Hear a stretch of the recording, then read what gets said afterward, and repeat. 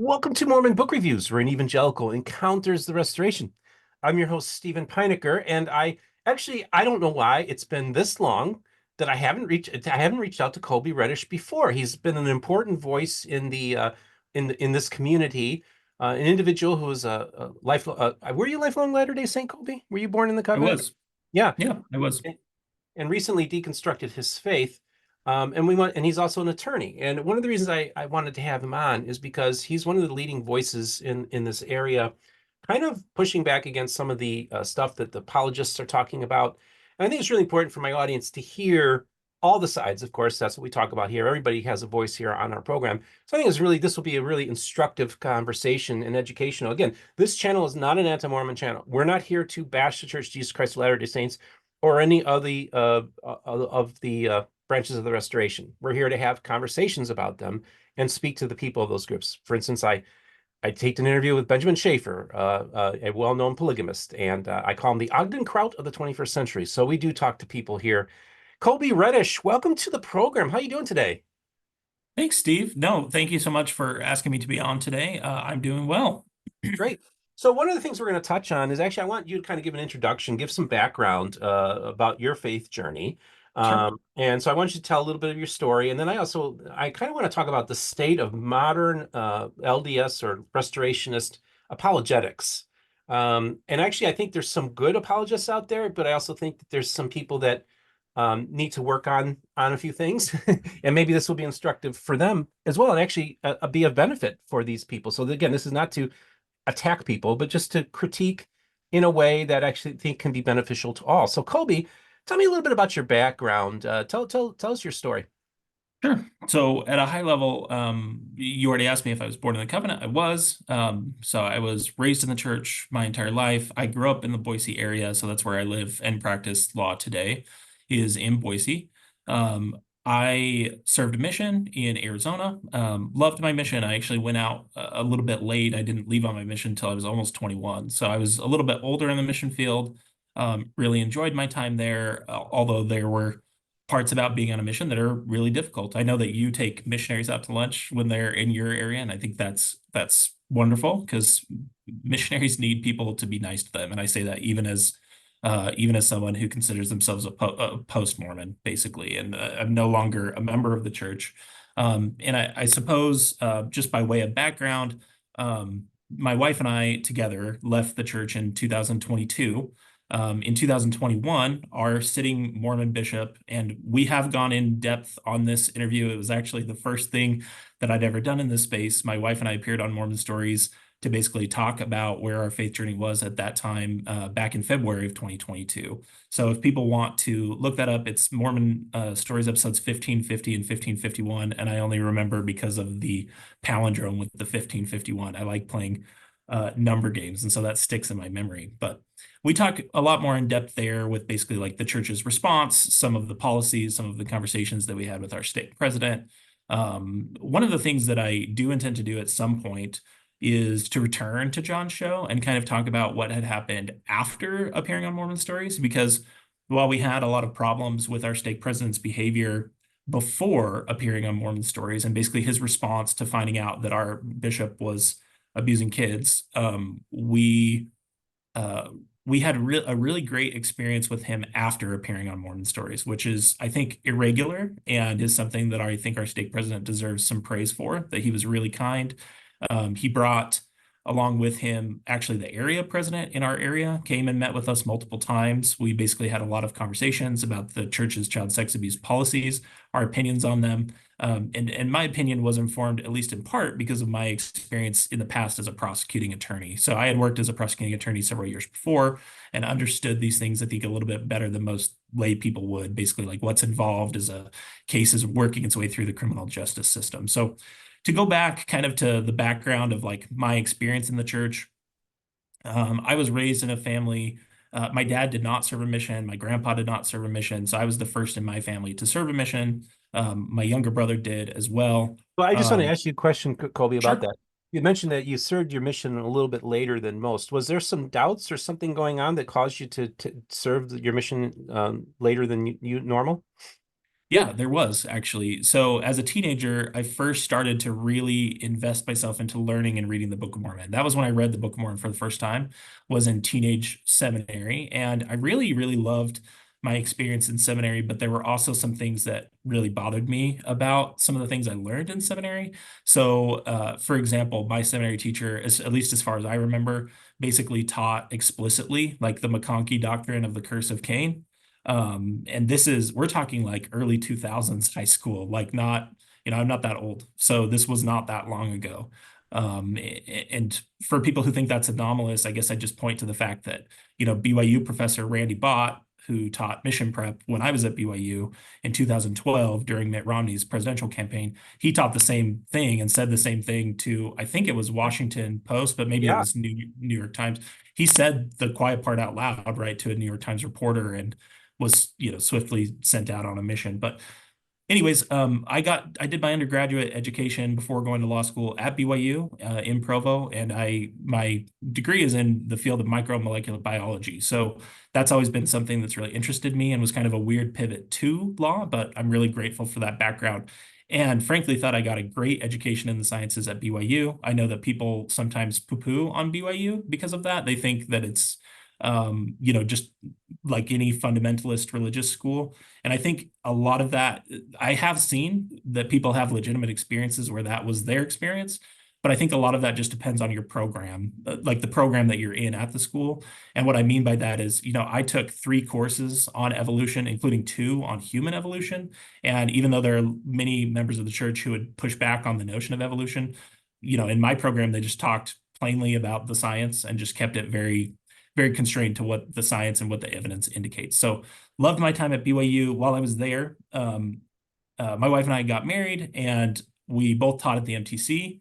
I also was a research assistant for several years for Professor Tom Wayment, who your viewers may be familiar with. He worked on some scholarship involving Joseph Smith's, yeah, and he has his own translation of the New And Testament. Thomas has been on the program to talk about this particular edition, but also, yeah, speak to the other work he was doing. Yeah. Yeah, so he has a piece of research that was published several years ago, looking at the relationship between the Joseph Smith translation of the Bible and the Adam Clarke Bible commentary, which, as far as I understand, was the leading Bible commentary basically in Joseph Smith's day. And I think went so far is, if I remember Tom's research correctly, it's been a while since I looked at it, but he went so far as linking Joseph Smith to likely having access to a Bible commentary, borrowing one from a family member. Tom's a great, I mean, it's not like I talk to Tom all the time. We have emailed back and forth, even through the midst of my faith crisis at certain points. But Tom is a wonderful person, one of the best people ever. And I think he's never told me this, so this is just my impression from an outsider looking in. I think it's really disappointing that it seems like BYU kind of sidelined him for that research. And I know that there were apologists that came after him personally because of that research. My experience with Tom was that he was always the type of person that just followed the evidence wherever it was going to go. And I consider him still a great friend and mentor, and just had a huge influence on my life, I think, at the right time. So to go back to the question you asked me, sorry, I kind of get distracted sometimes. You asked me if I had some doubts or anything, and the answer is yes. So at the time that I was a teenager, South Park was just getting off the ground. It was big. And so I remember watching the Mormon episode of South Park, learning for the first time ever that seer stones were involved So that in was the the first time you ever heard preparation about process. a seer stone was on South Park. In Okay. fact, I had been taught explicitly that that was, to use the phrase that I remember being used, a quote unquote anti-Mormon lie. Yep. And so when I saw that on the episode, that's exactly what I thought. And that led me to start doing some research on problematic areas of church history as a teenager. Now, at that time, and I don't mean any disrespect to, Gerald or Sandra by saying this, but at that time, most critiques of Mormonism were from evangelical Christians. And so they often were not convincing to me ultimately. So that's one of the reasons I returned to faith and went to BYU, decided to go on a mission. They were not convincing to me because they were often premised on, Mormonism being some version of false Christianity. And so, it often felt like they were basically slamming Mormonism to then sell you a new worldview or to sell you a new religion. And so that allowed me, at least at the time, to resolve my doubts for a time and then, go on a mission. I went on my mission before the gospel topics essays were even a thing. So that's Let me basically, ask you, because in the yeah. early aughts, you had the work of Simon Southerton and Thomas Murphy coming out about DNA in the Book of Mormon. Were you exposed to Mhm. any of that? I wasn't. Okay. I do remember one class I took at BYU in religion. I think it was in Book of Mormon, and I remember the instructor talking very denigratingly about genetics, the field of genetics, and talking about the field of specifically the study of like human evolution because of that research. I recognize now that's what he was basically taking a very fundamentalist approach and saying like, oh, if you start accepting this type of science, then it's going to lead you to dangerous places. And all I remember from that, because it happened near the end of my time at BYU, was that I understood enough about the science to go up and tell him like, I'm not, I don't want to argue with you about theological stuff, but you should just know that the stuff you're saying about this, the theory of evolution being not supported by science just isn't true. Like I'm in multiple courses that I feel like are being led by really good instructors giving me the data. And anyways, that was an interesting interaction. So I guess that is one of the things I guess about kind of my Mormon experience is I was never afraid to raise my hand and ask the difficult question. So another example I can think of from my mission field is I was I think it was like a zone leader training or something like that. I know that it was a smaller group. That's why I think it was one of those types of meetings. And the mission president talked about, the Book of Mormon, I think in the title page or maybe the introduction, talks about how the Book of Mormon contains the fullness of the everlasting gospel. And it had just so, and our mission president was doing some training on that. And it just so happens that around that same time, I was getting deeper into the D&C, and the D&C actually provides a definition of that phrase, fullness of the everlasting gospel, that basically means the sealing keys. And I don't have the reference off the top of my head, but I could find it for you. But it basically means the sealing keys and the ordinances that Latter-day Saints believe happen in the temple. And all I did was raise my hand and ask the question, like, "Hey, what's with this inconsistency?" And my mission president, he came up to me in the hall after and basically told me to never ask questions like that again. Um, and so that, in the mission, that kind of story was renowned for people calling me that guy that would ask the tough question. Well, So, I would, yeah, and I honestly think that um, in the MTC, they need to put these guys through a boot camp and expose them to all the arguments, have them watch Mormon stories and be acquainted with what they're going to get the pushback from in the real world. So if anybody knows, well, first of all, like in the Bible Belt, most likely it's going to be a very superficial understanding of Mormonism that's going to probably be sound a lot like the God makers in many ways, kind of. mhm, But there are people that do, like I've talked to people who like they learn about Mormonism by watching Mormon stories. And mhm, so that's there too. And as a matter of fact, there's a lot of people. I'm talking to people who are thinking of converting to the church whose parents watched Mormon stories and say, no, you can't, don't, we don't want you to join because of that. And of course, I just talk to this person and let them take whatever journey they're going to take. But again, it's out there. So I think they need to do a better job kind of exposing these missionaries to.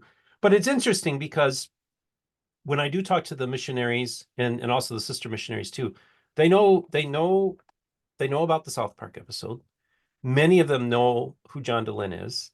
mhm, So there is an awareness. Many of them have watched a lot of the anti-Mormon stuff on YouTube. So they're certainly more informed about it than missionaries were 10, 20 years ago. There's no question about mhm. that.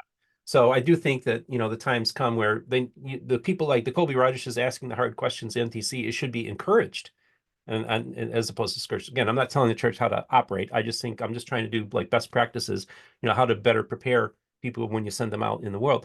So Kolby, I guess my question for you is that you went on Mormon Stories, you left the church primarily because of the way they're handling sexual abuse, right? But there was much more to your deconstruction, I'm assuming, that happened either before or after that. I kind of want to hear your thoughts on that too.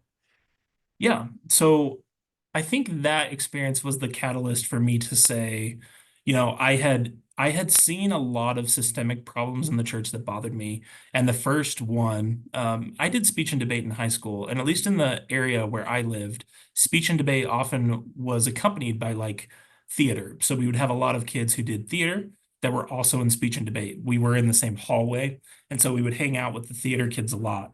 And I only say that to say that because of that, that crowd, at least at my high school, had a lot more people that were on the LGBT spectrum. And so that was the first issue, I think, where I really started to feel the tension of being a Latter-day Saint in the world, because it was something that I felt like the church's view, as far as I remember, again, one of the things you run into when you discuss Mormonism with people is that every single Mormon was basically raised in a completely different church based on their ward, based on their seminary teacher, based on their family system.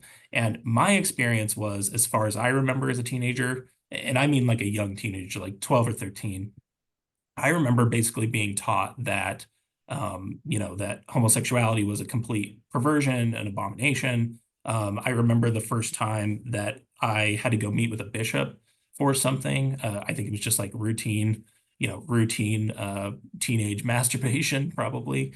I'm not sure if I could say that on your program. If not, edit it out. But I was given a copy of Spencer W. Kimball's Miracle of Forgiveness, and read that as a 12 or 13-year-old, and it had that view explicitly in it, just to say that it wasn't just some teaching that I conjured up in my mind alone. It was something that I felt like that was the message I was receiving from my Mormon experience. And I get that other people, especially if they were raised even a decade after me, or even siblings I have that are 5 years younger than me, their experience was completely different. But that was what I remember.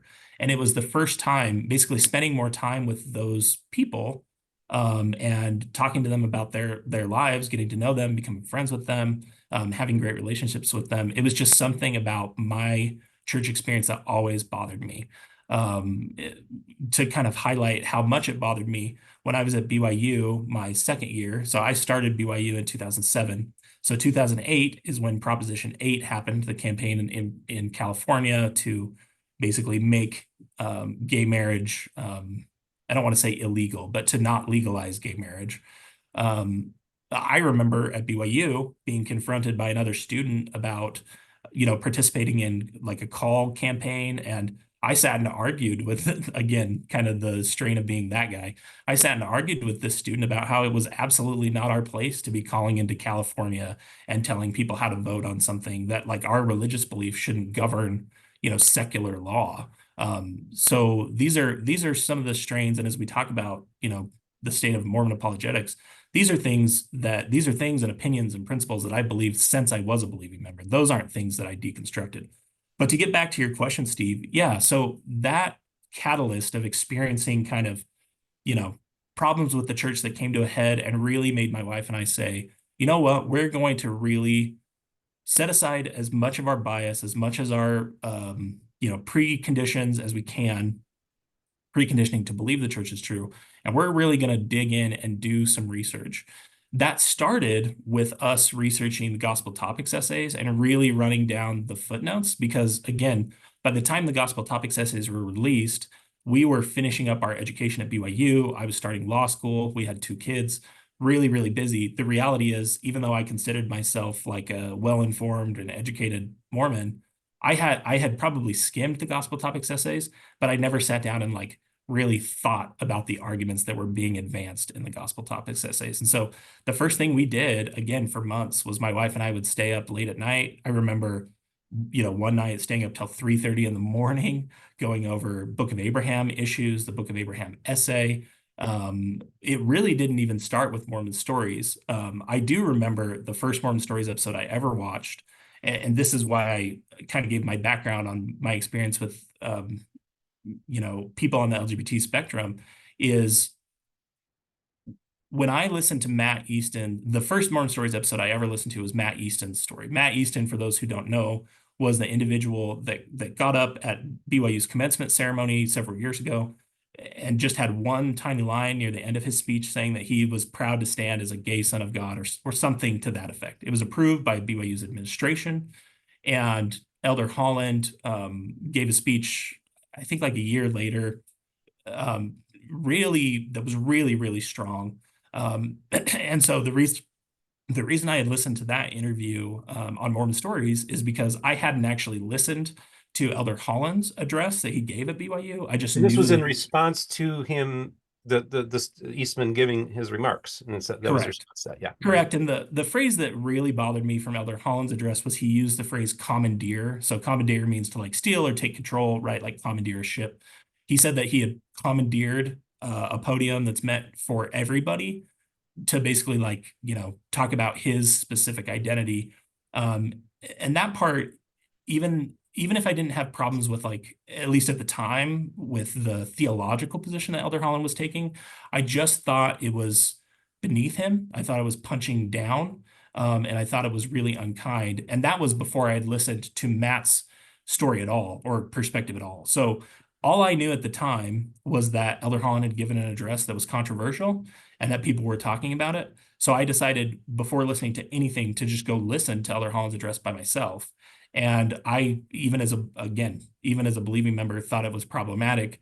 The next thing, I guess I can thank the YouTube algorithm, thank or curse the YouTube algorithm, I guess, depending on your audience's perspective. The next thing that YouTube auto played for me was Matt Easton's Mormon Stories episode. And the reality of listening to that, and this is one of the reasons I gave kind of that extended background on my experience, developing relationships with individuals in that community. The reality of listening to Matt's story and basically what living as a believing member of the church would have demanded of him brought me to tears. It made me feel like I was complicit in a level of harm that deep down inside I had always known was wrong, and that I just had set aside out of my loyalty to the church and the fact, frankly, that the problem didn't bother me directly. I didn't have a gay sibling. I wasn't gay myself. And so it was easy for me and convenient for me not to think about it too often. But every time I would think about it, it bothered me. And listening to Matt's story was one of the things that really started me down the road of further research and deconstruction because of how difficult it was to hear about his experience growing up in the church with that background. Yeah, no, that's the whole LGBTQ thing across the board, even in the evangelical world. In many ways, it's even worse for LGBTQ people in the evangelical world, especially with particular branches in our movement. And it can be very devastating to people. So when I get attacked for affirming the humanity of people by people in my camp, it so hurts me because I'm like, when these evangelicals attack me, that's like they don't realize there are many, many Mormons that are watching what they're doing to me. And Mm-hmm. they're like, well, I'll tell you one thing. If I were to leave my church, I'm certainly not going to join their church. Um, Mm-hmm. and so I think it's almost like anti-evangelism, where they literally are not only they're trying to push me out of the evangelical movement, but they're also they're trying to keep people out of the evangelical movement that otherwise might consider it, but won't. So I think that that's where the whole thing backfires. They might say, well, we led somebody to the Lord last week. I'm like, yeah, for every one that you led to the Lord, you probably pushed out 100 people. So Mm-hmm. not impressed. I'm sorry, but that's just how I see it. And I get really hurt by them because I've offered to help them. I've actually offered to say, hey, look, we all benefit from better scholarship. Use me as a resource. And and let's go on a Zoom call and I'll help you. And they just brush me off. But the boy, I say something, I give a Book of Mormon to a couple Mormon missionaries and I get attacked by them. And it's just so sad to see that because it's like I'm giving books of Mormon to Mormon missionaries, and they're the Bicker Tonight Book of Mormons for crying out loud. This is a education tool. The Book of Mormon is probably one of the most important pieces of wherever you fall on the spectrum. If you want to speak just secularly, this is one of the most important pieces of literature ever written on American soil. I also argue it's one of the most Christian books ever written on American soil. So this is actually so. Then this Sunday, I gave a copy to my pastor, and then I got that got them all riled up too. But I do want to thank my friends over at the Harvest in Sarasota who have been defending me online. Thank you. I love you. I know I have found a church community that's accepting of and affirming of people's humanity. People want to make this about gender and sexuality and what people do in their bedroom, this really weird obsession that people have about sex. It's like, no, it's their humanity that needs to be affirmed. Okay. It's really simple. I'm sorry I had to say that just because of all that I'm going through right now, Kolby. And thanks for your No, patience. But No, and I understand that completely, and I'm sorry you're going through that, Steve, because and that's one of the things I guess that's always been so hard for me. Um, One of the reasons I guess, there's this trope, can't leave you can leave the church, but you can't leave it alone. I tend to take the view that I think any criticism I've ever made of the church as an institution or of the church's teachings is fair because I try and keep it completely grounded in that. My last experience ever going to a Mormon sacrament meeting was wife and I continue to do this research that I mentioned. We're digging into the gospel topics essays. We're digging into the sources in the gospel topics essays. We're noticing that things just aren't the same of what we had been taught, which isn't necessarily always a problem, but it is a problem when you've got this like clear shift in narrative without talking about the shift in narrative. That was one of the biggest problems and one of the biggest betrayals that we felt. But we did that entire study, we did that entire deconstruction. That process took us months. And before appearing on Mormon Stories, my wife and I, in the month of January, so we appeared on Mormon Stories in February 2022. In the entire month of January 2022, we had decided to try and make the church work for our family because of the community, because of the values, because of the rituals, being fully non-believing people. And one of the last experiences I ever had, and it's the last time I've been inside a Latter-day Saint chapel, was there, there's this trope that people use to excuse bad behavior in the church. The church is perfect, but the people aren't, right? You've probably heard that before. I remember looking around that room, that sacrament meeting room, and there were people in the room that had said terrible things about my wife and I because and again, it's kind of too long to get into here, but I'd encourage people to go listen to those Mormon Stories episodes and they'll see what I'm talking about. Basically, there were email threads that went back and forth throughout my ward. I always tried to take a moderate approach that was really focused on Christ, that was really focused on healing, talking about hard things, having hard conversations. And so I would have had legitimate cause, I think, to have hard feelings towards people in that room. But the reality is, in that last moment where I was in the chapel, I looked around and I thought, like, these people aren't perfect, but the people inside the church are so much better than the institutional church has taught them to be, and that the institutional church, at least in my opinion, deserves. That's the last feeling I ever had inside of a Latter-day Saint sacrament meeting. And so I guess I just want to make clear that while I do criticize the church's teachings and I criticize some of its history, it's never about people for me, except for those people that have put themselves or have been in leadership positions because they do have to ultimately own their decisions and the way that their decisions speak for the institution. So that's kind of been my approach as I've talked about Mormonism since leaving. I guess if I can briefly just kind of talk about the reason we decided to remove why that didn't work for us was simply because when you know more about the church's origins and you know more about Mormon history, which is incredibly interesting. And there are a lot of things that I completely understand why people read that history and find very faith affirming things in it. There are also very faith challenging things that were never talked about in my experience growing up in the church. But the reality is that, faith affirming, non faith affirming, Mormon history is insanely interesting. And it's really disappointing to me that I was raised in a church with such interesting and rich history and was taught just this like correlated, whitewashed narrative. And I mean that in support of even faithful members who I understand dig into the history and find a lot of things that are worth talking about there. So that was kind of our reality, is going back for that month and knowing so much more about the church's origins, knowing more about, for example, like the Book of Abraham and where it comes from and the leading apologetic theories on reconciling the Book of Abraham. Then when you go to a Sunday school lesson that just is teaching the same old narrative from 30 years ago that really isn't, even according to the church's own gospel topics essays, really isn't the case. It kind of becomes like torture. That's honestly how it felt to me, to sit there and hear things that I know aren't true being parroted back. And I know that the person's just doing it unintentionally.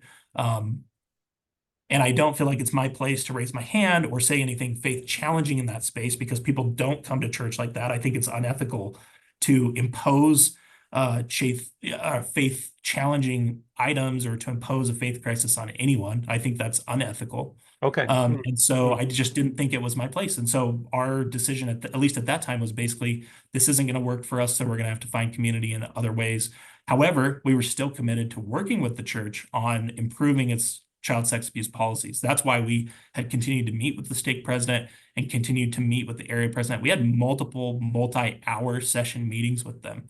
So to people who would think that, these efforts weren't legitimate on our part, they absolutely were.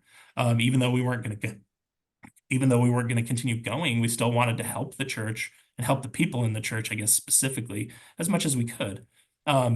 We were asked ultimately as a result of those meetings to write a letter to Salt Lake, kind of outlining our concerns. I've shared that letter online before. It really only had 3 small policy change suggestions. Basically, the biggest one, because this is the one that was implicated in our local situation, is to change the way that the church uses mandatory reporting exemptions and to always report, basically, anytime there's a question. The other thing, basically, that ultimately led us to removing our names from the rules of the church was that we sent that letter. We were told by the area president that it was expected at the highest levels of the church. We received back I specifically remember it was a Saturday. We received back on a Saturday just this complete blow off from Salt Lake.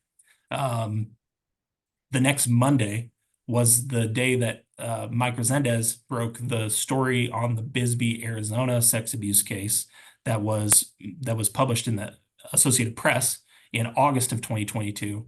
And because we had just had so much personal experience dealing with kind of the pattern, after appearing on Mormon Stories in February, I had hundreds of people reach out to me and tell me their personal stories or message me how important this cause was to them for reasons because it had impacted their family or someone they knew.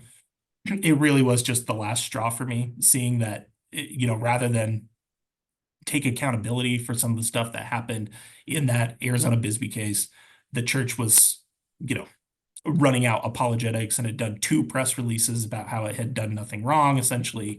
And I just couldn't stomach that from the institution. I guess it's worth noting that that's been one of the things I've researched really in depth. There was so much misinformation that was flying about on that case to try and excuse some of the behavior from the 2 bishops who were involved, that I actually went so far as to read every single primary source. I read the entire transcript of the wife that was involved in the situation before she was sentenced. I really wanted to understand that so that I could call out misinformation when I saw it. And I've done that a few times online. So something that I understand.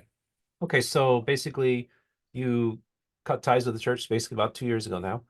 And I wanted to ask you, like, when you were deconstructing, did you deconstruct faith in general? Like what did you deconstruct the Bible as well? Or did you look at other maybe religious communities that you would want to belong to? Maybe talk to that. Yeah. So that first summer, I actually went to my first sunstone. That's actually where I met you for the first time, Steve. And Oh, okay. so Well, that that would was have my been, first son. That was my first sunstone too. So yeah. So that would have been summer 2022. yeah. And I really liked a lot of things about Community of Christ, but the bottom line was that anything that traced back to Joseph Smith, I had problems with. I have problems with Joseph Smith's what I feel like the history shows about Joseph Smith's character. And so anything that was associated with Joseph Smith, even loosely, I found really triggering. So even though I really liked Community of Christ, I liked the principles in that community, I liked how welcoming and inclusive they were. It was just something that as I really thought about it, it just didn't feel right for me. So I would say that I started by deconstructing the Mormon specific parts of my faith, but that deconstruction did then, transition into all of Christianity. So the way I would describe myself today is I think it's just an objective fact to say that the Bible is the most influential book that's ever been written, that's shaped the history of our world. I note that that has nothing to do with whether it's divinely inspired, at least in my view. That's just a fact of the way history evolved. And so I guess what I'd say today is I try and recognize that history, be respectful of that history, not unduly criticize religion generally, But I think really what it came down to for me, the biggest switch that happened in my thinking was actually deconstructing my epistemology. It was deciding that I just didn't have good reasons to believe the things that I believed. And as I did that, and I really based my epistemology on basically like David Hume's idea that a wise man apportions his belief to the evidence, and learned more about epistemology, learned about, thought experiments like Russell's teapot or Sagan's dragon. I really recognized that while I absolutely understand why people find meaning in these narratives, and I felt them too. Like, I'm not at all denying that I haven't had amazing spiritual experiences in either Latter-day Saint temples or connecting with the biblical Jesus. I just think that those are part of the normal range of human experience. And so while I guess what I'm saying is I'd most accurately describe myself probably today as an agnostic, that I really believe that we can't really answer some of those questions, and that because of that, the only presuppositions I tend to allow myself are the laws of logic and reason, that those things work and can lead us to truth, that we're not in some type of simulation, we're not a brain in a vat. I basically work with those presuppositions, but I don't tend to allow any other presupposition. You asked me specifically about faith. To me, and again, I recognize that it can be meaningful for folks, and I know that you find yourself in that camp, so I'm just sharing my perspective. Sure. To me, faith today is the word that people use when they don't have a reason to justify a belief. And the reason I say that is if you have a good reason for a belief, you tend to just give that reason. When I say good reason, I don't mean to be flip or offensive. What I mean by good reason is a reason that's grounded in some form of evidence. It doesn't have to be, strictly materialist, like let's put something in a test tube. I just mean something. We've got some basis that I could show you and we could agree at least is a piece of evidence that we can discuss. Whether it supports that proposition or not is a different question.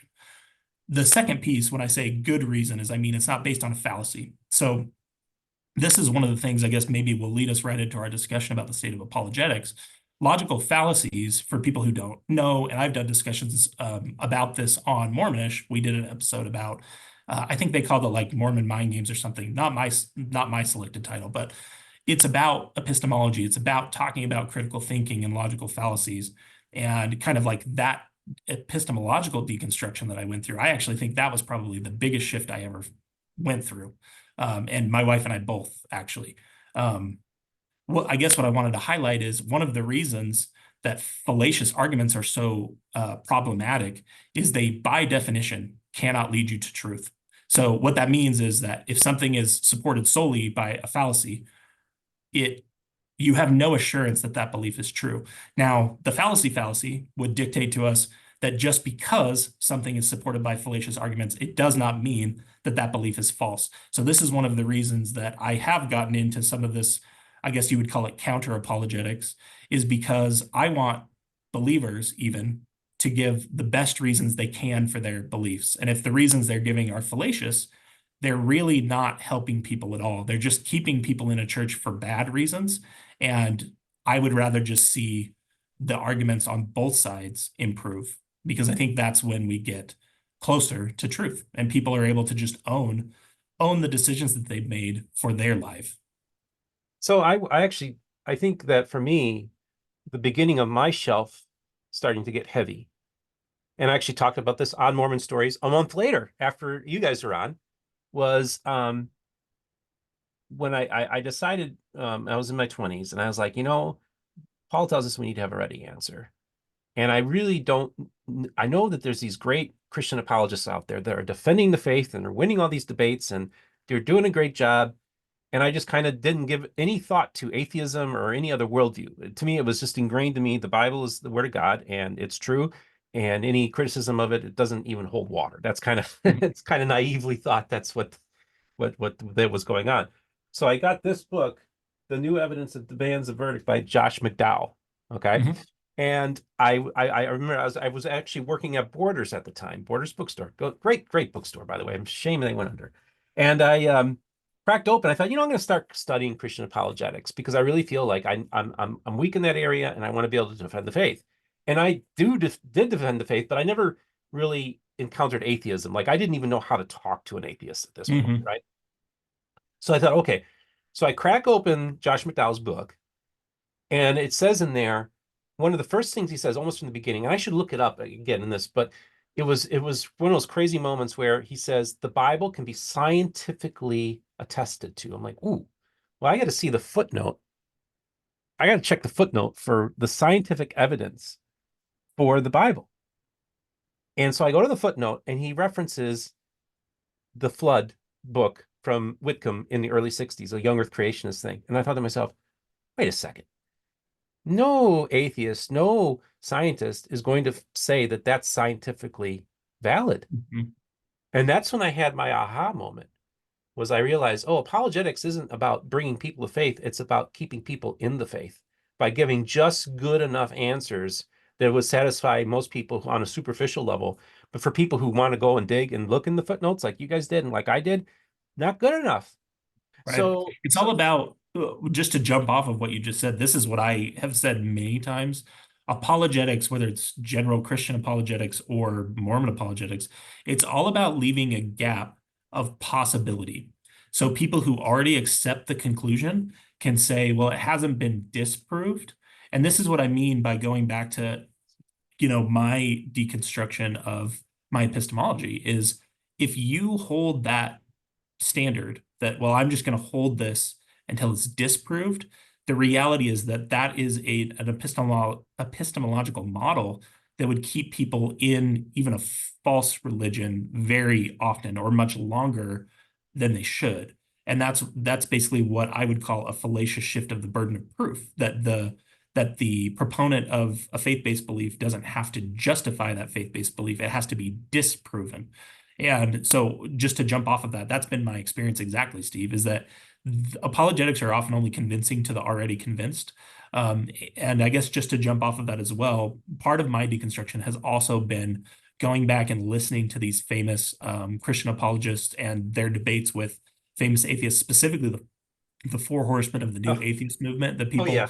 highlight: Dawkins, Dennett, who recently passed, Harris, and my personal favorite of the four, even though he's quite cantankerous at times, is Christopher Hitchens. Oh, that's my guy. I love Christopher Hitchens. He's one of the best writers I've ever, I mean, just his writing alone, but oh my gosh, his ability to debate. I mean, he destroyed like Frank Turek and all those other Christian He apologists. destroyed Frank Turek many times. He destroyed, what's his name, the felon.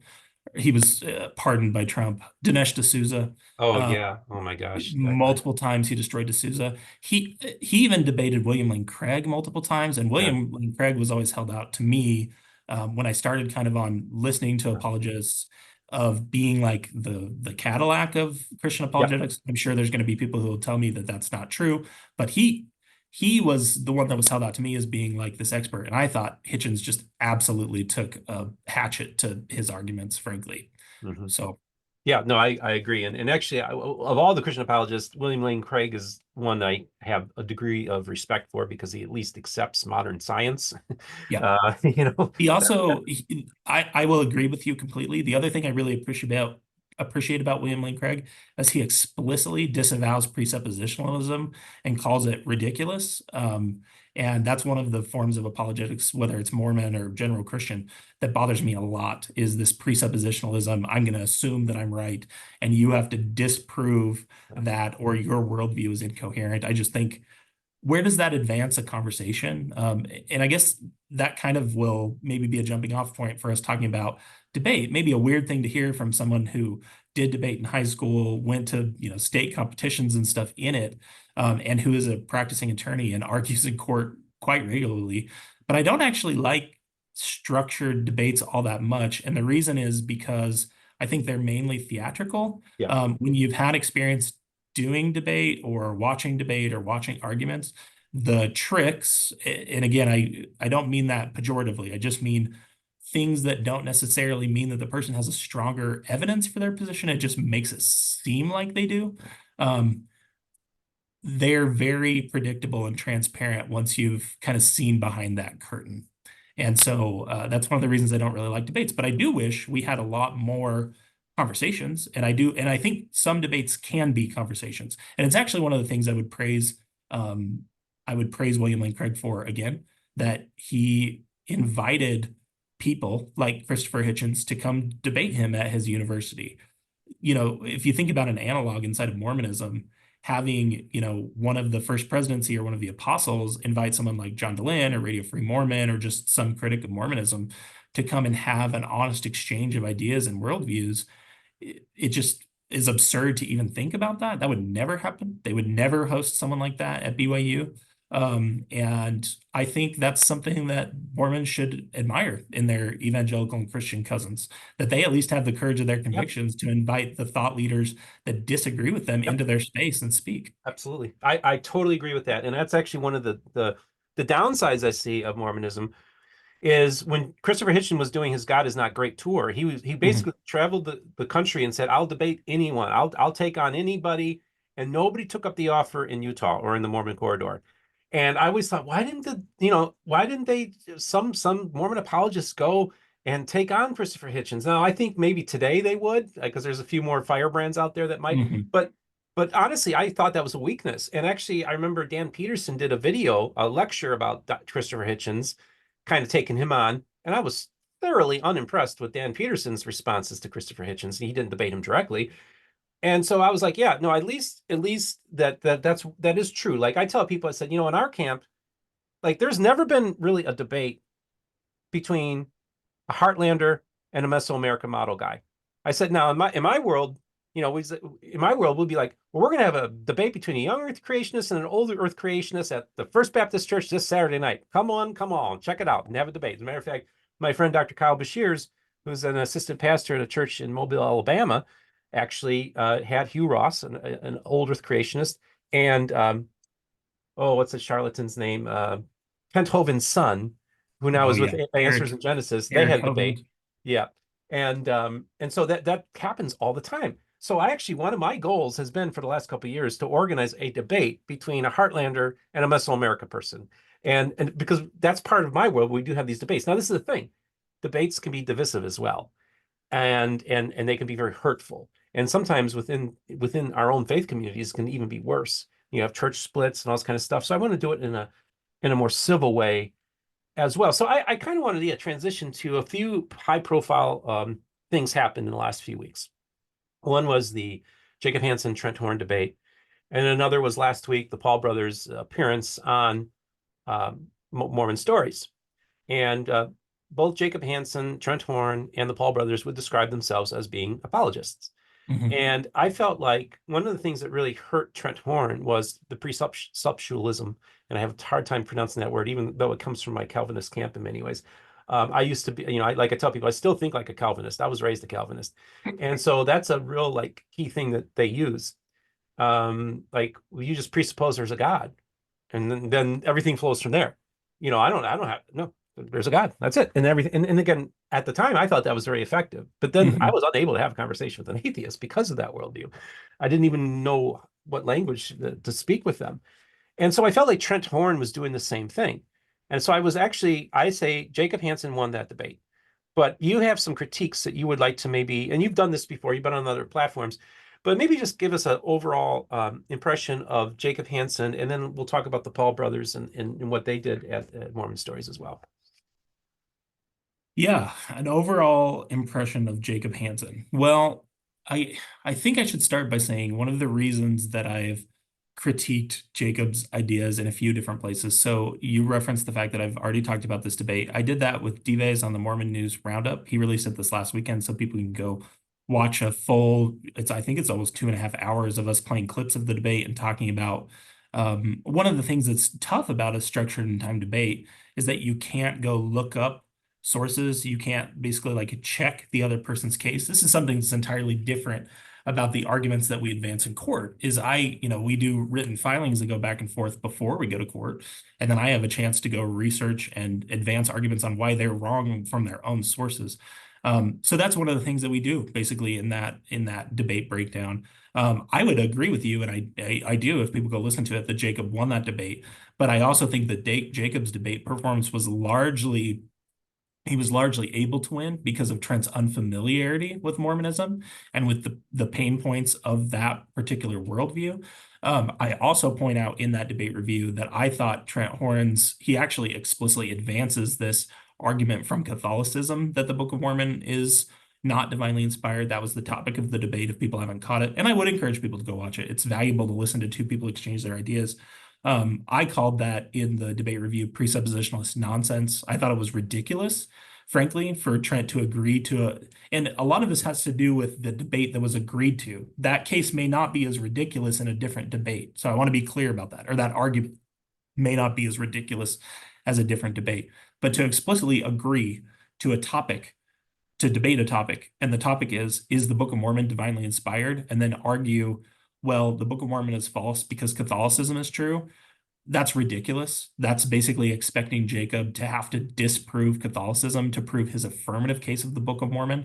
And I think that's really sloppy logic and a really, really bad argument. And Jacob was right about that. Now, my other general impressions of Jacob, he also did a debate earlier this year against one of the polygamy denier crowd, Jacob Isbell. And I hope that's not a pejorative term, but I think that's just accurate. They deny that Joseph Smith practiced polygamy, and they have sources that they think support that. I also did a review of that debate on Mormonism Live, kind of pointing out some of the problems with arguments that Jacob has. And the funny thing is, in that particular review, again, it's about 2 hours, I actually agree with Jacob's conclusion. I just think he's getting there using sloppy epistemology. And so we kind of talk about that and highlight some of the ways that I think he was a little cute with some of the sources that he used as well. So yeah, my overall thought, I was listening to the debate live because Jacob is, and again, I'll compliment him here. He's a very skilled debater. He's really good at rhetoric. He's really good at mixing pathos, ethos, and logos together to appear convincing. However, when I was listening to the debate live and his first argument was Nahum is, solid archaeological evidence for the Book of Mormon, I kind of laughed. But, I understand that there's believers who think that's an important piece of evidence. I don't know. Did I answer your question adequately? Yeah, and I think that again, Jacob is a friend, and Jacob, I'll be going on his program in a couple days, and kind of we might even talk a little bit about this as well. I just find it interesting. So you say that Jacob Hansen won the debate, but you felt that he was, and I like I said, I agree. Matter of fact, I was so frustrated with Trent Horn because then after he had done that, he did like his 5 reasons why not to believe the Book of Mormon. Right. Number 5 was Book of Mormon is not true because Catholicism is true. And I remember I was about to go to bed and I just typed in Facebook, said, Jacob Hansen is, I said it, I have to own this. Jacob Hansen is an idiot. I mean, not Jacob. No, sorry. Trent Horn is an idiot. And I went to bed and then my phone exploded. And this was at midnight. And then I couldn't go to sleep. So I thought, you know what? I shouldn't have done that. That wasn't very Christian of me. So 1 o'clock in the morning, I pull it and I repent of it, say, I'm sorry, I apologize. I shouldn't have said that about Trent. And then I could finally get to sleep. But I was so frustrated that, again, kind of a lost opportunity for Trent to maybe make a stronger case. I even told Jacob, I talked to him on the phone the next day. I'm like, hey, I'll debate you using my naturalistic model on the Book of Mormon. And my goal is, I think I talked to you on the phone, is I'd like to have a debate about my naturalistic model of the Book of Mormon. And then I'd love to have a debate with an evangelical about how the Book of Mormon is divinely inspired.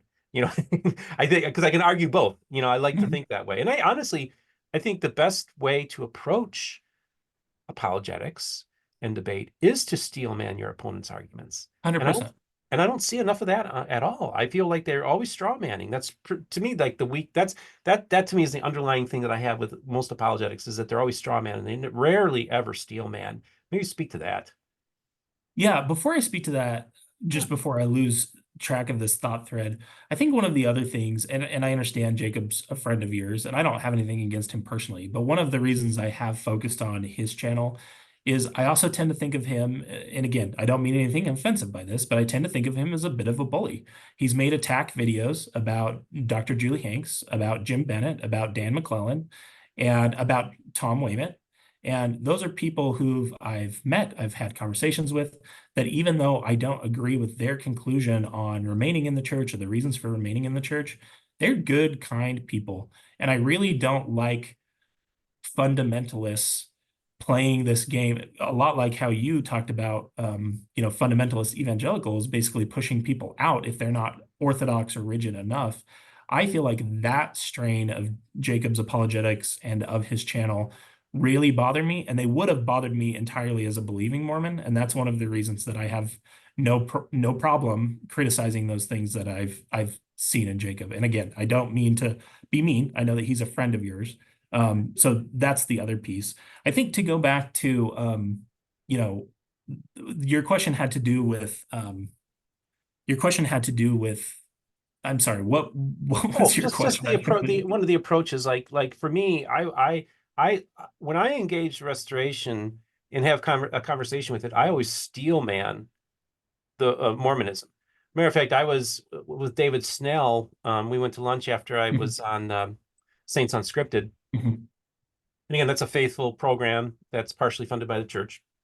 And I talked to David, and I said, I went to him and said, "Do you think I'd probably make a pretty good Mormon apologist?" And he went to me and said, "Oh man, Steve, you would make a great Mormon apologist." David, I hope you that's okay if I said that, but I think you're okay with it. He was complimentary of how much time that I've taken to study the Book of Mormon and to try to make stronger arguments in favor. And so uh, I think to me that's I there's a lack of that in the apologetics community. To me, it's a lack of imagination.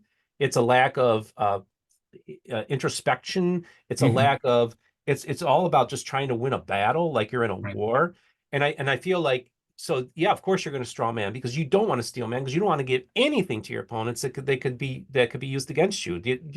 Speak to that? Oh, I 100% agree with that. I'm so sorry I had a brain fart there, but yeah, I think if you can't steel man the other person's position, I think you've got a real problem. And it doesn't matter where you're at on any perspective. One of the things I do when I'm preparing for, arguing a legal case that's of significance is I do that exact same thing. If I can't state back accurately the other person's argument and why it's wrong, then I really don't understand it. There's this great Hitchens, there's people call them Hitch Slaps, right? These Hitchens zingers that are kind of renowned throughout history, and you could find entire channels just dedicating to sharing them. Sometimes I just love listening to them after a bad day because man, did he have a sharp wit. And I remember once he was talking to Sean Hannity about religion, and they were going back and forth and kind of critiquing each other. And Hitchens said to Hannity, I'm sorry to have to say this, Mr. Hannity, but you seem like the type of person who's never read any arguments against your position ever. And I think to just kind of highlight where I think he's coming from with that phrase is I think unfortunately there's a lot of people on either end of the belief spectrum, non-believing atheist, believing in whatever stripe, that they don't they don't really understand where other people are coming from with their worldview and with what the experience they've had and with the decisions that they've made, how they've reconciled the evidence. So I completely agree with you. That's one of the reasons that, aside from just pushing back on apologetics, I'll often push back on critics of the church, especially just like on social media and stuff. When I see really stupid arguments, it doesn't matter who's advancing the stupid argument. I want to point out why the argument is a problem and then say, if you wanted to steel man this argument, here's a better way to make this argument.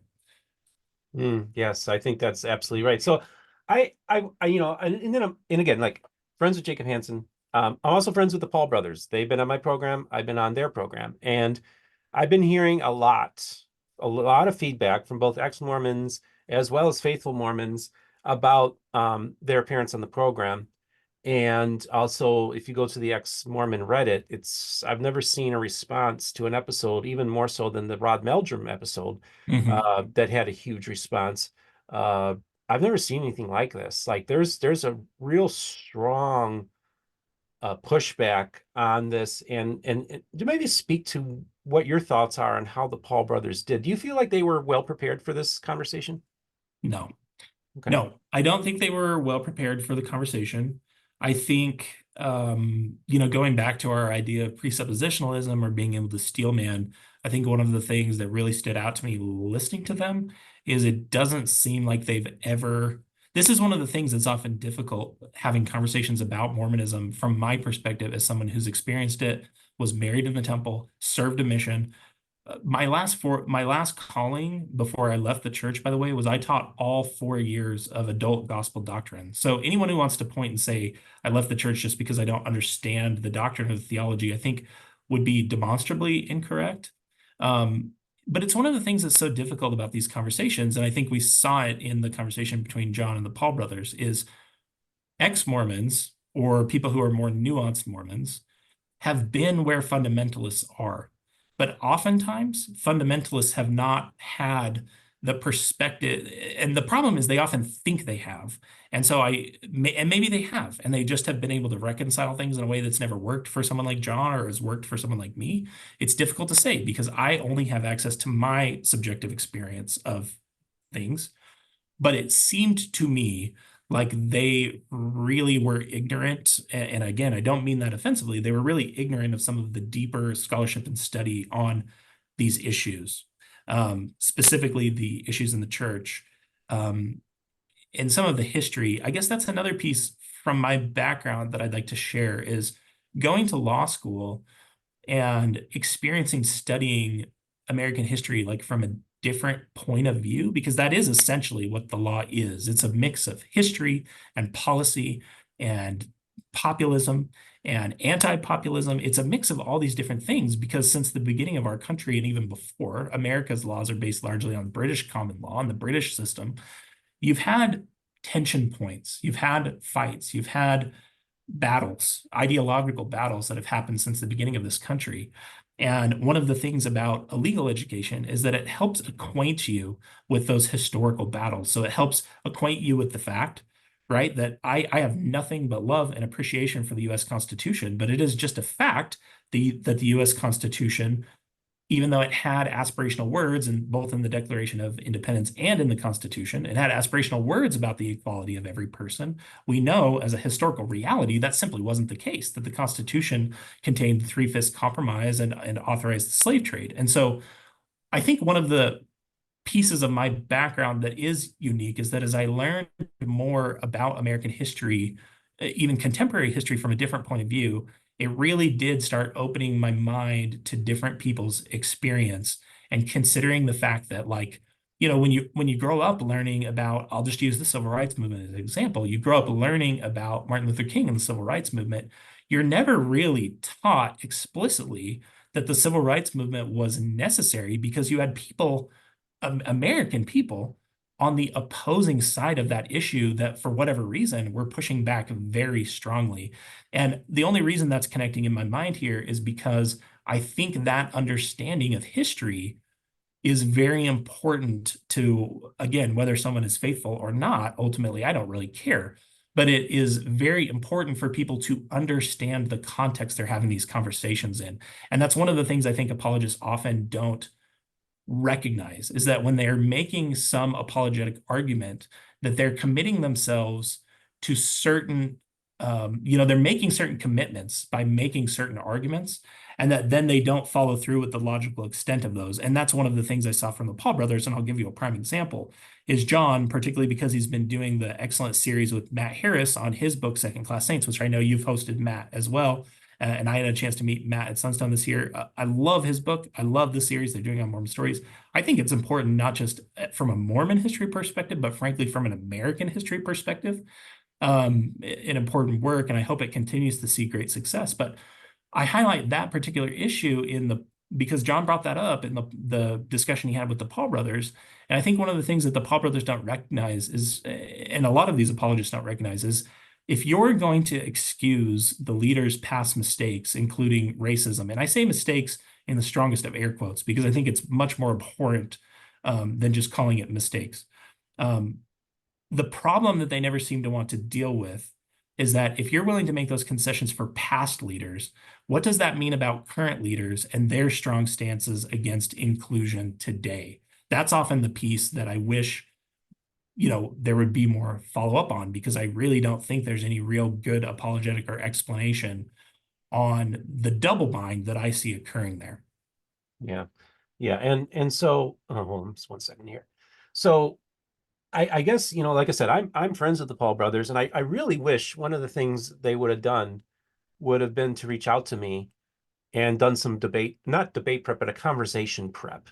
Yeah. I could have sat in and been John Dehlin and prepared them better. So guys, again, I really appreciate you guys. I think you're actually two awesome human beings, and I think the world of you, and I'm grateful that I've been able to come on your program, and I was glad to kind of help get you guys started up. And so I'm saying this not in a ha ha, like we're trying to bash you. I'm not. I'm just saying that I felt like I wish you would have done a little bit more preparation, because I think that I could have been helpful to you. And again, this is the key thing. I go to all these different groups and say, listen, I'll help you, because better research, better scholarship makes for better conversations and rolls the Right. ball and moves the ball. And I feel like the 5+ hours that was done on Mormon Stories, in many ways kind of was, I don't know, I don't want to be harsh here, but I kind of feel like it was a missed opportunity. hmm Well, and I think it depends on. I agree with you. It felt like a really missed opportunity to me, and I think what it highlighted to me is that, and I don't want to put words in their mouth, but this was my impression from watching them.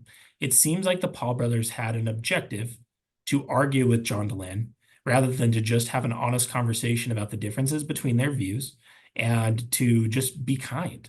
It's one of the things that's really weird to me is when people take this fundamentalist approach and they think that they're scoring points by being mean-spirited. I felt like there were times in the debate the discussion that they were. And specifically towards John. And frankly, I thought John handled himself really well, as far as being really kind, attempting to find middle ground. I know there were some areas where he pushed. I know there's some areas where he got a little upset and said like, "Oh, I shouldn't have got as upset as he was." But I think some of the assertions they made and some of the assumptions they brought to the table were pretty ridiculous. And so I think John's frustration was understandable. And what I mean specifically is, near the end of that 5 hours, they basically imply that John just doesn't know enough about Mormonism. And I think that's a joke. You've got two dudes in their 20s who John has forgotten more about Mormonism than they know at this point. That's just a reality. And to say that John like just isn't educated enough on these issues simply because he hadn't read the Book of Mormon in a little while, but he'd read it over, I think he said over 20, 30 times. I mean, how many times do you have to read it? And I think this kind of boils down one of the issues I have with apologists is it feels like there are certain apologists that no matter what the critique is, it's never a legitimate critique. There are certain people who, no matter what it is, there's always an excuse. There's always some reason that it's not a problem. This is another thing, specifically with regard to the church's stipulated order with the SEC last year, that I talked a lot about because I frankly don't understand how anyone can excuse that behavior. Mm. And it is interesting because, one of the most important episodes that I ever watched on Mormon Stories was when John Dehlin had Dr. Christopher Thomas on, who wrote a book, A Pentecostal Reads the Book of Mormon, a literary and theological introduction. And Dr. Christopher Thomas was the president of the Book of Mormon Studies Association. He was the founding president. He just recently stepped down last year, served 2 terms as the president of the organization. So here, John is actually friends with one of the leading scholars on the Book of Mormon, and gave him 3 episodes on his program, and that was actually the episode of Mormon Stories that kind of softened my heart to return into faith. So I tell people, it's like, in many ways, Mormonism saved my life. Was my final episode on Mormon Stories, but it was actually Mormon Stories that kind of pushed me back into believing again, in its own remarkable way, and it had to do with that Christopher Thomas interview. So. John Dehlin doesn't just have enemies on the church on. As a matter of fact, he had me on, who's a friend of the Restoration. He had Dr. Christopher Thomas on.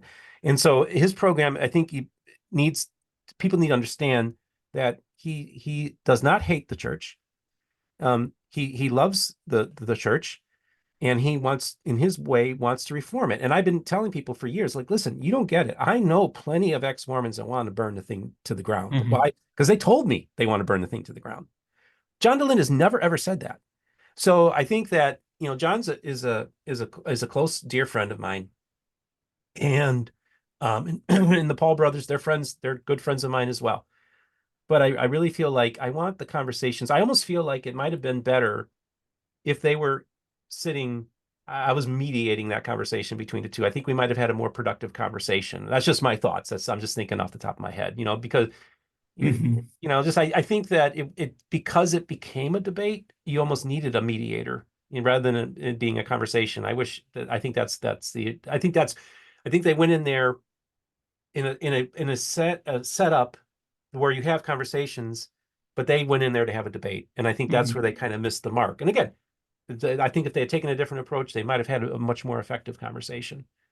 Yeah, and just to show kind of highlight how I feel like they didn't really come to the table understanding even like a cursory overview of John's perspective. There were so many times where they were having a discussion or an exchange on one specific issue, right? And oftentimes the Paul brothers like immediately turn and read some scripture. And I'm not saying that those things shouldn't factor into a believer's like argument or discussion, like they absolutely should. But it was such an unnuanced use of the scriptures. It was basically like, let me turn to this scripture and read it, and it says it in black and white, and it agrees with me, so I must be right. There was never any recognition of like the very human element behind all scripture.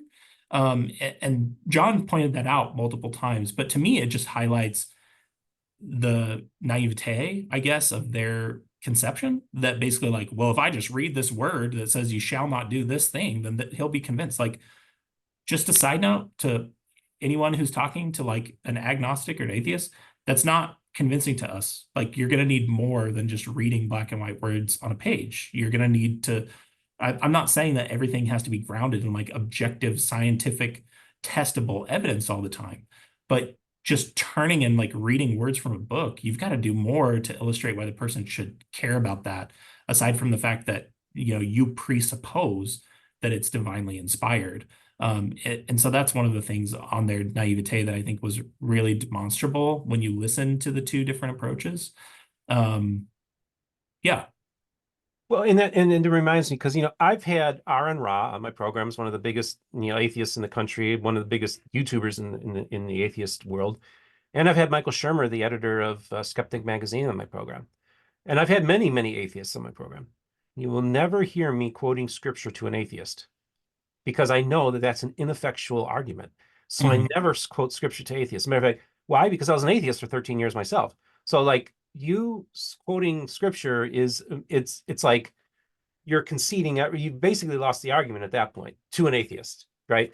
And so I think that by understanding how atheists think, because in many ways I still think like an atheist, I'm able to approach atheists in a way that they actually respect me. Like I don't get any. What's so interesting, I don't get any hate from atheists. As a matter of fact, when I'm being attacked by Christian apologists, there's atheists that jump in and defend me because they understand that there's some intellectual integrity that I have that is enabled to understand and empathize how an atheist thinks, why they think that way, and in many ways I still do.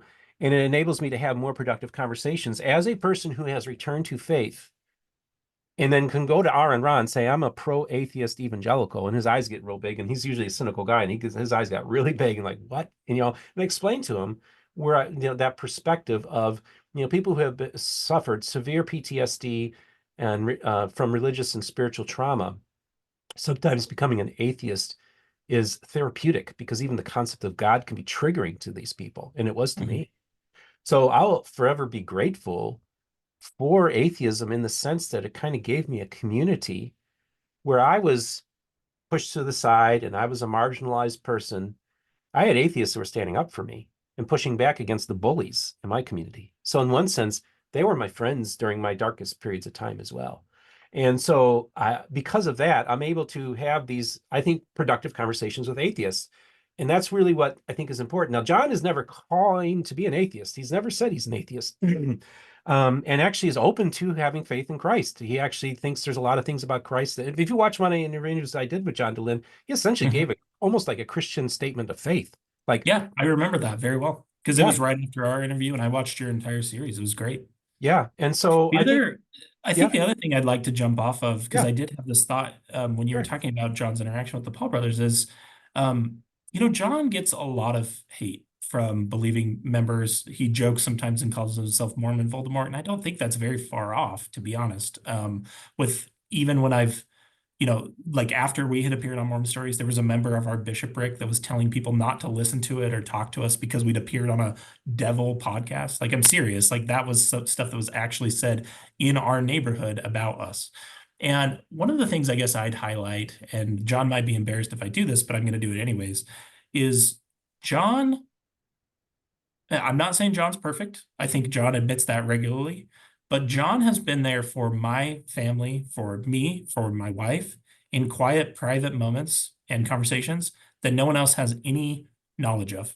And so there are people who cast aspersions at John and his motivations, but the reality is, aside from now me, saying that that's happened, John does things that he does things to be a good person that align with Christian values that no one else would even know about. And so I feel like I've seen enough of John's character to understand him. I think the other person while I'm complimenting John, I'd also compliment RFM, Radio Free Mormon, has been there for me personally more than as a family, but has just gone above and beyond to just be a friend to me when I was really struggling with losing all my community. And in fact, After Mormon Stories was the first person to host me doing a three-part series about Mormonism and its truth claims and what the legal field can teach us. And so we developed a great friendship from that too. But it's the same thing. I know that my words won't be convincing to people who already don't want to find them convincing, but I have no reason to lie about having these private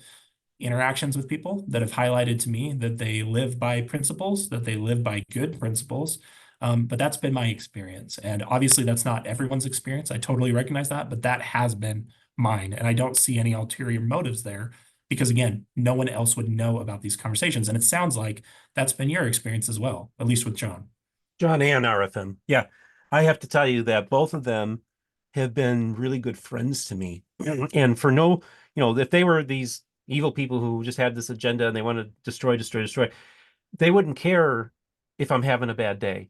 I posted like, man, guys, I'm going through a lot right now. And I get a call from RFM and said, Steve, how you doing? Just how you doing, man? And then when I had my health condition, and I still have it, I RFM and John Dehlin reached out to me and were very encouraging to me. So for me, on a personal level, both RFM and John Dehlin have been wonderful human beings and have been, I consider, in my darkest times. There's a lot of people. I actually, by going through what I've gone through, over the last less than a year with just a few things that was with the people attacking me and then having this health condition, you know who your friends are, and I actually been abandoned by a lot of people I feel that I thought were my friends, and they stuck with me. And I will forever be grateful to John Dehlin and RFM for their common decency and humanity shown towards me. So yeah, that's why I don't like it when people put people in boxes in stereotypes. I've hear, there's something dark about John Dehlin and this and all this kind of stuff. And I just tell people, I said, for a lot of people, and really what was really instructive to me was the first time I ever got together with John. I had lunch with him. and I just remember sitting there, excuse me, in the restaurant, and the people would approach John like he was a movie star. Like, oh, John, you changed my life. Or, oh, John, or the people behind us in the booth, they're like, oh, can we get a selfie with you and all this? And they'd always be like, oh, I'm so sorry. I don't mean to interrupt. I just want to say, and that was in that moment. And I was just like, oh, either John Dehlin is core whore or he's a demigod. In other words, he's put on a pedestal by people in the ex-Mormon community, almost make him into like a demigod. And it's almost like, oh, thank you, John. Or he's hated.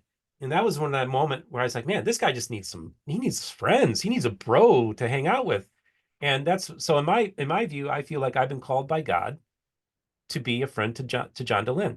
And I think John Dehlin tells me I'm his favorite Christian. So I don't know if that means anything. Maybe that's damning for some people, but I'm glad I have the relationship that I do. And I'm doing more talking than I normally do on an episode, but I do think it's important that people, my audience is largely faithful. I think it's really important to accept that we all are image bearers. Every single one of us are image bearers. And that should accord everybody a degree of dignity and that you should, and humanity, that you should not just demonize somebody because they're on the other side of the street, maybe demonstrating against your demonstration. It's like our country has become too divided, and I think we need to have conversations between people who are faithful, people who have left faith, and they can be civilized. They don't have to be a battle royale. 100%. And that we should just be honest about the limitations of our worldview, right? Their limitations on a skeptical or agnostic worldview. There are, agnostics or atheists who want to tell you there aren't. They're not being honest. Nope. Similarly, there are limits on the Christian worldview. There are premises that you buy that I think are linked to certain problems, or certain problems that at least can manifest by accepting those things. And people just need to be honest about that one way or the other. That's one of the things I think about, the label of like even critics of the church that I don't really appreciate. I suppose it's accurate in like the most technical sense, but the reality is like when I do any form of counter apologetics, or I have conversations like this that we're having, my goal is never to convince anyone. In fact, when people will either message me on Facebook or reached out to me on email, or when I was at Sunstone, when people tell me that something I said convinced them to leave faith, I actually have this moment still of like, nothing I say should convince you of anything. Like if the evidence that I provide, or I tell you to go look at some source and that does it for you, fantastic. Like as long as you're comfortable with the new path you've selected, or the new thing you feel like you found, I'm always happy to hear that people are making their life work or finding meaning in their life. But the reality is, and I think we all need to just recontextualize this, we shouldn't be going into these conversations to win. We should be going into these conversations to be honest, to have a truthful conversation about how we feel, about the reasons why we believe certain things. And if people are going to find those things convincing, the last thing we want to do from either side of the belief spectrum is give people brittle reasons to believe. And I think that's one of the reasons that I get so bothered by certain apologetic strategies, is that they do give people these very brittle reasons to believe that are likely going to fall apart and cause that person of faith crisis down the road. That's one of the reasons that I seek to push back on logical fallacies, because those reasons to believe are not good reasons to believe. And so if the only thing someone has grounding them in the church or whatever religion is fallacious reasons, all it's going to take is one switch and things can flip. And oftentimes that leaves people completely unmoored. And that's the last thing we want from any perspective. And I will say, to steel man, kind of like the strongest thing I would say comes out of Christianity, and the thing that I appreciate most about it is, regardless of how one feels about the divinity of Jesus, it's just a reality that having a standard that people seek to emulate, that people look at, particularly in the person of Jesus Christ, as recorded in the New Testament. Again, once we get farther afield from there, I have a lot more problems. And there's even some things in the New Testament, frankly, Steve, that I push back on as being problematic. Even C.S. Lewis acknowledged that, basically, that if Christ wasn't divine, there were certain things he said that are almost like insane, I think is the word he uses, that he was a lunatic. However, I guess what I want to say is the steel man I see in the Christian worldview is you do have this standard. You do have things that you can point to in the person of Christ to say, we are going to try and emulate that. And I think it is one of the things that has been much harder for atheists or agnostics to find community around, because there isn't a cohesive worldview. Now, that also comes with its own advantages. And so that's the thing I wish we could just be more honest about, instead of just accusing each other of, having a self-contradictory worldview or a self-defeating worldview. Let's just have honest conversations about evidence. Let's have honest conversations about the principles behind what we do and why we do it. Because the reality for me today is I have no problem being friends with folks who are Christian. Obviously, I consider you a friend. I'm friends with Dr. Randy Bell, who's also a Christian.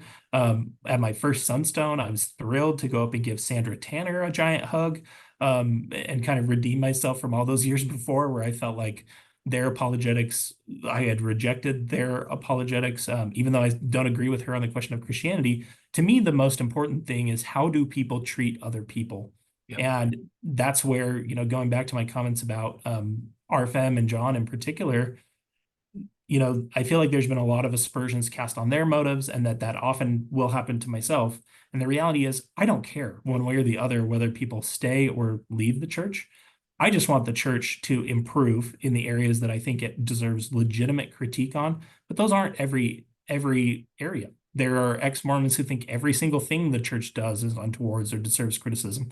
I'm That's not not one of fair. those. No, I'm not either. I think I do feel sometimes there's almost a fundamentalism that happens within the ex-Mormon community, and it's very bothersome to me. where I see that, because I think it's unfair. That, and I understand. Look, I spend a lot of time on Reddit, so I get a sense of the temperature there. And again, when I first plopped into that world, I got attacked for being an evangelical just because of the stereotype of an evangelical. I understand, like I get that, but the baggage all that comes with. But they also understand now. I'm a different evangelical. And again, this comes back to one of the most important things that John Dehlin ever said to me was we could all exercise epistemological humility. Right. And I think that is so important. And really, that's been one of my guiding principles is be humble in your approach. Also look for fruits, because Jesus said, you'll know them by their fruits. So if I see good fruits, then I consider that person to be a fellow believer, if you will. Even if they go by a label that's different than mine, I go even that far, because to me, that's like the biggest test. So whether, all these other people want to put me in a box or say, well, you got to believe this, this, and this, and then that makes you, and it's like, no, that's just stupid. That's just a bunch of man-made stuff that's been put on, and, man-made doctrines and man-made institutions have been put over the work of Christ. And yes, there are some problematic things in the New Testament, and I struggle with it all the time. That's why I don't, I'm not a fundamentalist. This is the thing. This is the one thing I don't think people understand. I claim to be an evangelical. I've never claimed to be a fundamentalist. If I claim to be a fundamentalist Christian, then yes, you have a good reason to say that I'm not. But to say that I'm not an evangelical, just you lack any historical context of the evangelical movement, period. William Jennings Bryan was the Bernie Sanders of his day, and he was a freaking evangelical. So if we can have Bernie Sanders in our a Bernie Sanders type in our movement, certainly there's room for large different voices in our group. And another thing that's so interesting to me is that when you use fundamentalist, you're talking about TBM, Orthodox Mormons, but there's actually another group of Mormon fundamentalism, Right. which would be the polygamists and stuff. And one of the most eye-opening things for me is that, except for this year where I couldn't go, every year they'd have the kickball tournament between the I ex-Mormons. remember this. Yeah. Oh yeah, as a matter of fact, let's just, since I got the hats here, between Team Outer Darkness, the ex-Mormons, and then Team Higher Law, the fundamentalists. And what's so interesting to me is how well they get along. And in one sense, it's because both those groups all know everything. They all know the same stuff. Because the fundamentalist Mormons, many ways, know all the other issues and actually know the full history of the church, because those churches actually believe in all the stuff. Whereas the mainstream church has whitewashed history. And these other groups are kind of like, on one sense, both the ex-Mormon community and the Mormon fundamentalists are basically have all the same information, and they just chosen to go different directions with it, if you will. Yeah, that's such a great point, Steve. I should have been more careful with my use of terms. I think just so that I can clear up what I meant by like Mormon fundamentalists, you're absolutely right. We've got the FLDS. In my view, here's kind of like the dividing line for me, okay?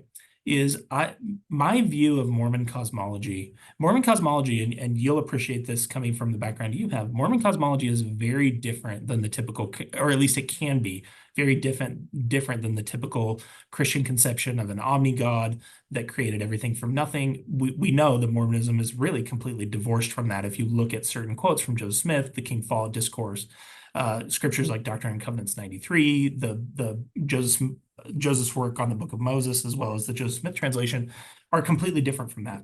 My understanding, and again, I recognize that there are differences even in the scriptures, or what people might call contradictions on this question. But my understanding of Mormon cosmology was that the being we describe as God, or Elohim, had found, either from being taught, in his earthly experience or some other way, it was kind of an unanswered question. I know even with the lines in the King Follett Discourse and the famous couplet, as God is now man, as man is now God once was, as man is now God, as God is now man may become. In my view, here's the dividing line, is there are two big cosmologies. There's this idea that God, the Mormon conception of God, falls within the scope and is subjected to these eternal laws. I think that is clearly taught in Doctrine and Covenants 93. And I think it's also clearly contemplated by Joseph Smith's later theology. However, there are also Mormons who take this divine command theory cosmological approach. And I can understand why they do, because you almost have to when you're grappling with certain stories that are recorded in the Book of Mormon. So I'd point specifically to the beheading of Laban by Nephi, as well as basically all of the Old Testament, I'll just say, Yeah. espouses this divine command theory Mhm. morality.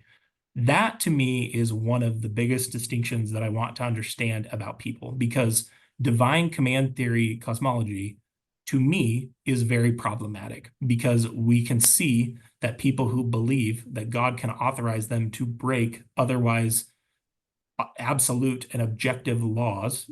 So, for example, thou shalt not murder. I think that that's when religion is at its worst and its most dangerous, because we know that, there's just a range of normal human experience. And I would point to, and I'm not trying to be salacious with this, but I'd point to someone like Lori Vallow and Chad Daybell. So their trial just happened in my hometown here just a few months ago, last year. Um, and those ideas heavily informed their actions. That is just a reality. And so that to me is one of the big dividing lines when I use the term fundamentalist. And maybe I need to be more careful with my terminology, but in my mind, that is one of the dividing lines is, does this person believe in divine command theory morality? Because that to me is a lot bigger problem. And if I can jump off on why, or the first experience I had with kind of like walking away from that, it actually was as I was prepping. Again, I taught the adult gospel doctrine for the last 4 years. I was in the church. It was the first time during that calling was the first time that I'd ever prepped a lesson on the story of Abraham and Isaac and the sacrifice from the perspective of a parent. And that was one of the biggest experiences I had that, even though I didn't realize it at the time, completely changed the way that I thought about these questions. Because my experience there, reading that story and the way that the typical Mormon conception like talks about it, was that, well, it's a damn good thing that God's not going to ask me to do that, because I wouldn't be willing to. I would say no. To go back to one of my favorite exchanges in a debate featuring Christopher Hitchens, he actually has a lengthy discussion of this where he's explicit about how he says it, but he says that if he was asked to do that, he would tell God, no, F you. And, which of those is more moral? The person who's willing to commit something that is atrocious when authorized by the right person, or someone who really believes in those principles so far that they would disobey even God? That's an interesting question, an interesting discussion point. Again, going back to our earlier comments about just honesty and owning the extent of our worldview, that's the type of discussion that I would love to have with Yeah. people on all sorts of the believing spectrum, because here's the reality. These are tough philosophical and theological problems, and nobody has the answer. Anyone who wants to tell you they do is either lying about the extent of what they really know, or they're just naive. Yeah, and then I would pose the question to any believer, whether they're a Latter-day Saint or an evangelical, is if God appeared to you today and commanded you to kill one of your children, would you do it? That's a great question. I think that's a challenging one.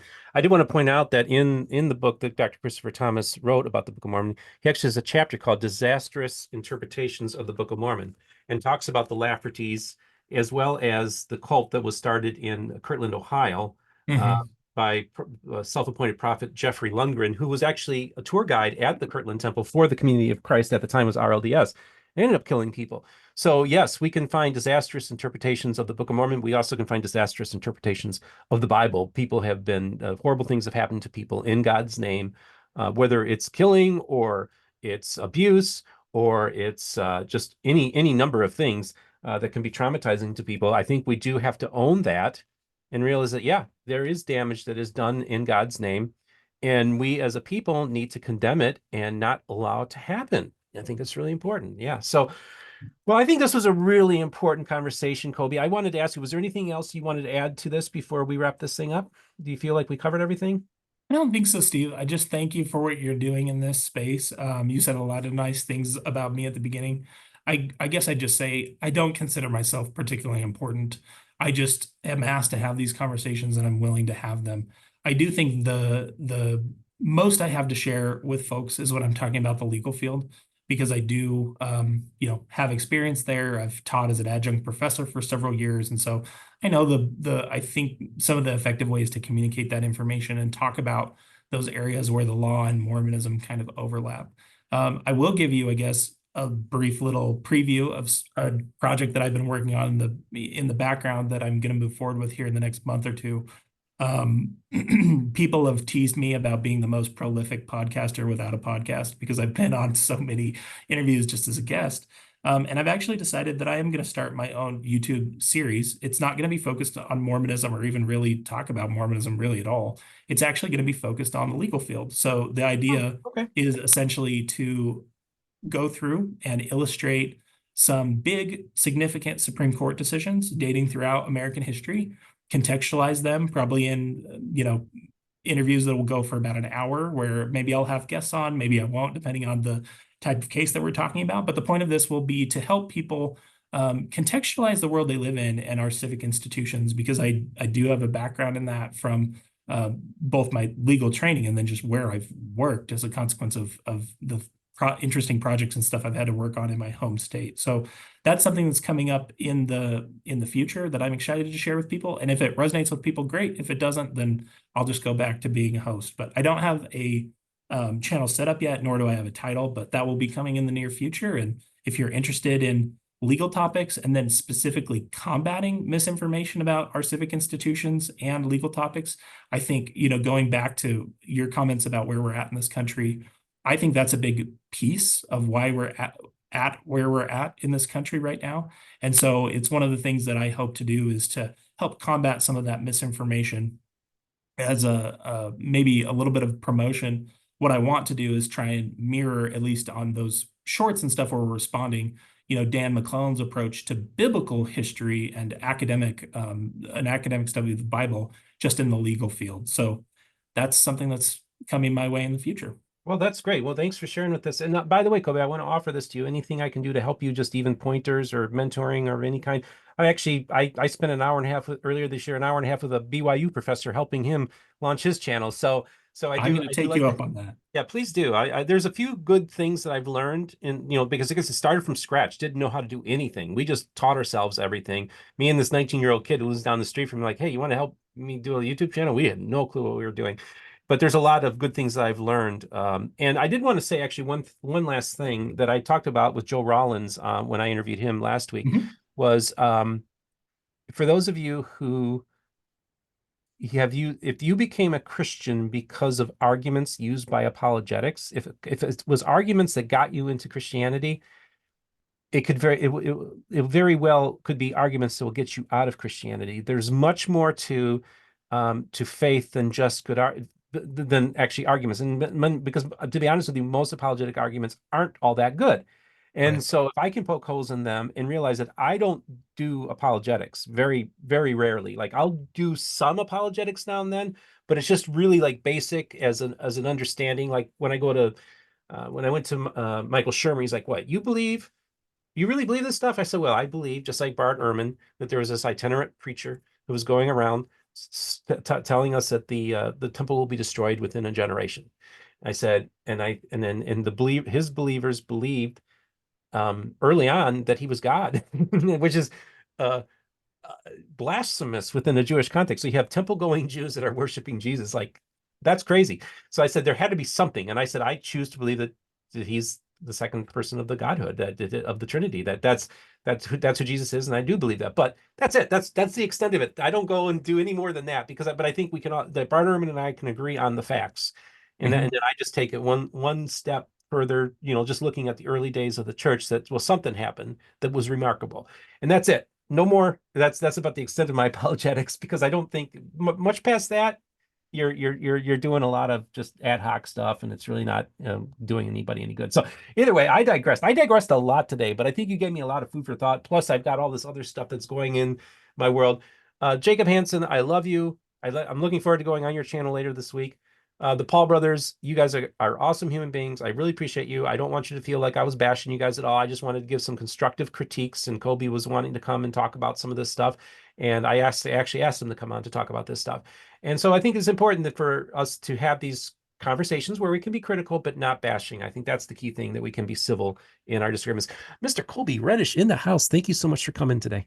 Yeah, if you don't mind, I'd also Yeah. say, again, I would be a hypocrite if I didn't talk about, modeling honest conversations and make the same offer. Like, I've Yeah. obviously critiqued some of Jacob's arguments, but like I'm sure he's a fine person. even though I have problems with some of his conduct towards the people I've mentioned, I'm more than willing to have a conversation with him. And my understanding is that Bill and RFM are trying to set something like that up. So, you know, provided we can agree on the goals, which is really to just have a conversation and understand each other. Or if we want to have the theatrics of a full debate, I'm more than willing to have conversations like that. But my point is just, I'm not one to just, lob bombs and not have a discussion or talk about it. If anything I've said is incorrect, I'm more than happy to correct if we can have a conversation. So, same offer Great. that I'd make.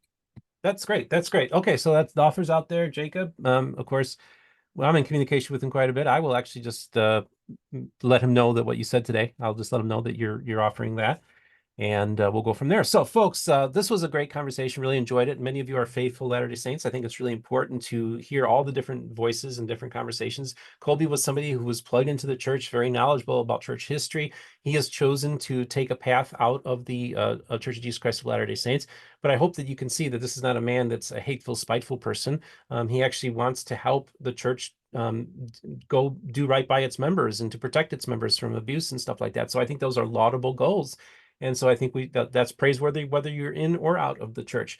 And so I'd like for you to leave your comments. What do you think about this conversation? What did you think of the Jacob Hansen debate and the Paul brothers' appearance on Mormon Stories? I'd like to hear what your thoughts are on that. And what would you think? Would you watch a debate between Jacob Hansen and Kolby Reddish? That would be, I certainly would. Maybe I'll even mediate it. You just never know what's going to happen. So folks, just a reminder that we have links in the description to what we've talked about, including also our merch store, mormonbookreviews.com, where you can buy merchandise. You can also financially support us on Patreon, PayPal, and Venmo. I want to thank those of you who do financially support us. Somebody sent me $100 yesterday for my birthday. Thank you. Appreciate it. So it is greatly appreciated. Couldn't do it without you. I'm just this dude who lives in a 50-year-old mobile home with his mom and drives a 16-year-old car and has 2 pairs of jeans to his name and buys all his t-shirts at the thrift store. Or somebody might send me a t-shirt for my birthday, Smith Rigdon 44. Really appreciate the gifts. Also, actually, one other gift I got was Strangite anointing oil. So from a good friend of mine, and I won't say her name because I didn't get permission, but this is anointing oil that's blended that includes phosphorus in it, because when James Strang would anoint people, it'd glow in the dark. He'd do it in a dark room, and that was kind of used as a manifestation. Now, William Smith was absolutely convinced that Strang was using phosphorus, so this person's assuming he was, and so I have that. So thank you for that great birthday present as well. Well, folks, we're wrapping up now. Just remember, the most important thing is this: all the voices of the restoration will be heard here on Mormon Book Reviews.